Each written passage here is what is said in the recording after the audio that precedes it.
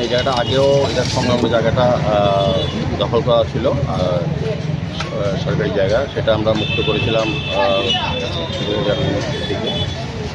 এর পরবর্তী সময় এই জায়গাটা যেটা আমাদের একটা পরিকল্পনা আছে, যেখানে একটা পার্কিংয়ের ব্যবস্থা করা, আর দ্বিতীয়ত এটা একটা জমি জানা, যাতে এখানে যারা ব্যবসায়ীরা ছিলেন তাদেরকে স্থায়ীভাবে এখানে জায়গা দেওয়া হবে, পাশাপাশি অন্যান্য বেকারদেরও কর্মসংস্থান হবে।